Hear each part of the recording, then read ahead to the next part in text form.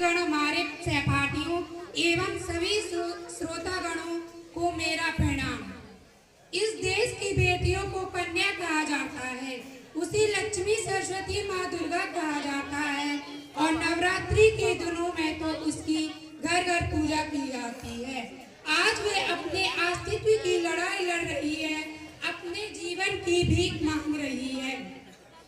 अरे बेटी तो हर घर की शान है, उसी से घर में रोशनी है। बेटी तो घरों को जोड़ती है। तो आइए बेटियों के सम्मान में हम एक नाटक प्रस्तुत करने जा रहे हैं। इसका शीर्षक है कि बेटी बचाओ बेटी पढ़ाओ।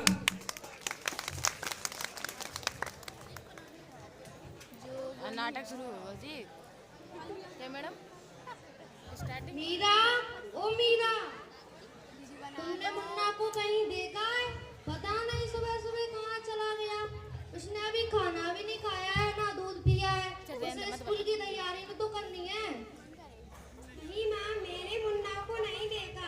मैं तो सुबह से बर्तन ही धो रही हूँ।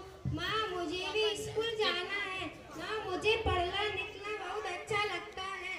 माँ, मेरा भी दाखिला स्कूल में करा दो ना माँ। ए छोरी, बड़ी आई स्कूल जाने वाली, घर के कामों को अच्छे से सीख ले। पढ़ लिख कर कौन सा तुझे कलेक्टर बनना है? जल्दी जल्दी बर्तन साफ कर। भारत में शुरू करा और मैं भेजाऊंगी तो देख लेना। उसे भी तो पढ़ना लिखना अच्छा लगता है। तू चुप कर, पढ़ना लिखना तो केवल लड़कों को लगता है। उन्हें घर की जिम्मेदारी और संभालनी होती है। यार जी तो लड़का पढ़ा, लड़की तो अरे क्या हो रहा है? और हमारी मीरा बेटी क्यों रो रही है? सोना ताकि ऐसी कम से करेंगे मास्टर। देखिए ना डॉक्टर दीदी, दादी मुझे स्कूल नहीं जाने दे रही है। कहती है पढ़ लिख कर कौन सी तू कलेक्टर बनेगी, आगे चल के तुझे चूल्हा चौका को संभालना है। ये तो बहुत गलत बात है। क्या आपको नहीं लगता कि हम बेटियां भी पढ़ लिख कर आगे बढ़े? और आज समाज बहुत आगे बढ़ गया है। आप किस दुनिया की बात कर रही हैं?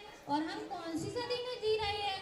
मैं आज ही टीचर दीदी के पास जाकर मीरा का दाखिला स्कूल में कराती हूँ। और मैं तो यहाँ इसलिए आई थी कि मुन्ना को पोलियो ड्रॉप दिया या नहीं। अच्छा हुआ दीदी आप आ गई। मुन्ना को पोलियो ड्रॉप भी दे देंगे और मीरा का स्कूल में दाखिला भी करा दूंगी। अरे यार अच्छा मीरा बेटी, तुम अब रोना नहीं, तुम जरूर स्कूल जाओगी और एक दिन मेरी तरह पढ़ लिख कर बहुत अच्छी डॉक्टर बनोगी।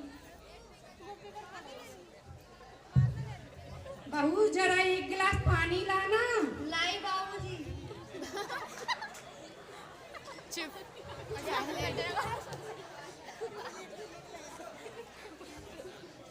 अरे भाग्यवान, अखबार में बेटी के बारे में कितनी सुंदर कविता आई है।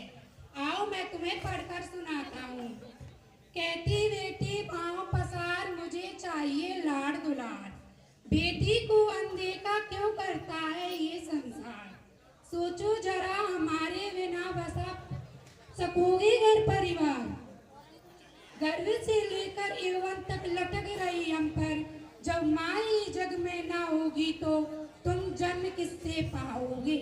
जब बहन ना होगी घर आंगन में तो किससे रूठोगे और किसको मनाओगे। जब दादी नानी ना होगी तो तुम्हें कहानी कौन सुनाएगा। जब कोई स्वप्न सुंदरी ही ना होगी तो किससे ब्याह रचाओगे।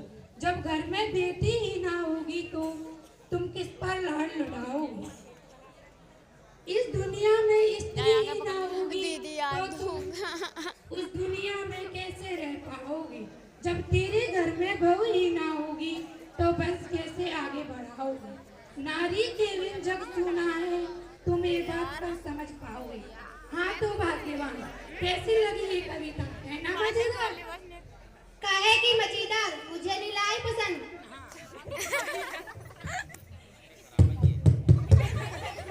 है क्या? आइए आइए डॉक्टर दीदी, टीचर दीदी, हम आप ही का तो इंतजार कर रहे थे। अरे मैं कल कुछ काम से बाहर चली गई थी, इसीलिए मैं नहीं आ पाई। आप डॉक्टर दीदी कह रही थी कि आपने मीरा का अभी तक दाखिला नहीं कराया। वो तो बहुत अनाथ छात्रा है और हमेशा अच्छे अंक लेकर आती है।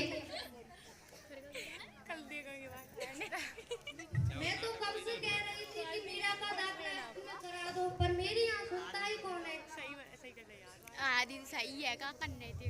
हाँ हाँ, खूब पढ़ाओ लड़की को और बाहर भेजो। कुछ गलत सलत हो जाएगा ना तो मुंह छुपाने की भी जगह नहीं मिलेगी।